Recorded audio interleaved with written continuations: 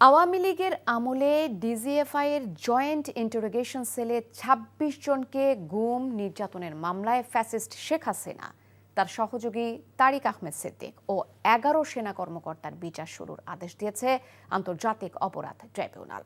এছাড়া জুলাই হত্যাযজ্ঞের মামলায় আওয়ামী লীগের সাধারণ সম্পাদক ওবায়দুল কাদের, যুবলীগ ও ছাত্রলীগের সভাপতি, সাধারণ সম্পাদক সহ ৭ জনের বিরুদ্ধে আনুষ্ঠানিক অভিযোগ আমলে নিয়ে তাদের বিরুদ্ধে গ্রেপ্তারি পরোয়ানা জারি করেছে ট্রাইব্যুনাল ২।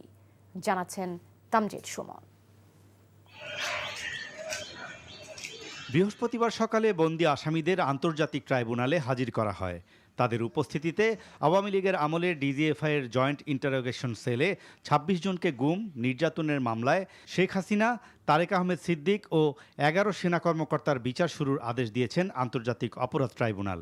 মামলা ট্রাইব্যুনাল চার্জ গঠনের আদেশ দিয়েছেন। ৫টি চার্জ গঠন করা হয়েছে আসামিদের বিরুদ্ধে।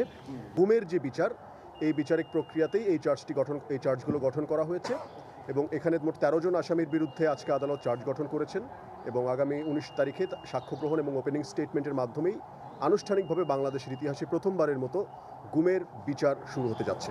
৩ জন আসামির আইনজীবী এজলাসে আসামিদের পক্ষে বক্তব্যে বলেন, নির্যাতনের বিষয়ে তাদের সংশ্লিষ্টতা ছিল না, তারা নিজেদের নির্দোষ দাবি করেন। যে সকল চার্জ গঠন করা হয়েছে এই অভিযুক্ত ৩ জন আসামির বিরুদ্ধে তারা এই আসামির বিরুদ্ধে গঠিত অভিযোগ ডিনাই করেছেন এবং নির্দোষ দাবি করে বিচার প্রার্থনা করেছেন। তার জবাব ছাত্রলীগ তারাই দেবে। এদিন জুলাই হত্যাযজ্ঞের মামলায় ওবায়দুল কাদের, যুবলীগ ও ছাত্রলীগের সভাপতি, সাধারণ সম্পাদক সহ ৭ জনের বিরুদ্ধে অভিযোগ আমলে নিয়ে গ্রেফতারি পরোয়ানা জারি করেন ট্রাইব্যুনাল ২। শুনানি শেষে চিফ প্রসিকিউটর বলেন, জুলাই আগস্টের আন্দোলন দমনে আইনশৃঙ্খলা বাহিনীর পাশাপাশি আওয়ামী লীগ ও তার সহযোগী সংগঠনের নেতাকর্মীদের অস্ত্র হাতে মাঠে গুলি ছুড়তে দেখা গেছে।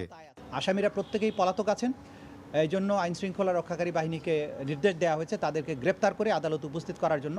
ন্যায় বিচার তাদের এই পলায়নের জন্য বসে থাকবে না। তখন বাংলাদেশের প্রচলিত আইন অনুযায়ী এই আসামিদেরকে পলাতক ঘোষণা করে তাদের পক্ষে রাষ্ট্রের পক্ষ থেকে আইনজীবী নিয়োগ করা হবে যদি তারা হাজির না হন, এবং এরপরে আইনসম্মত প্রক্রিয়ায় এই বিচারটি সামনে অগ্রসর হবে। র্যাবের টিএফআই সেলে গুম, অপহরণ ও নির্যাতনের আরও মামলায় শেখ হাসিনা সহ ১৭ জনের বিরুদ্ধে বিচার শুরুর বিষয়ে ২১ ডিসেম্বর আদেশের দিন ধার্য রয়েছে। Tamjid Suman, NTV news, Dhaka.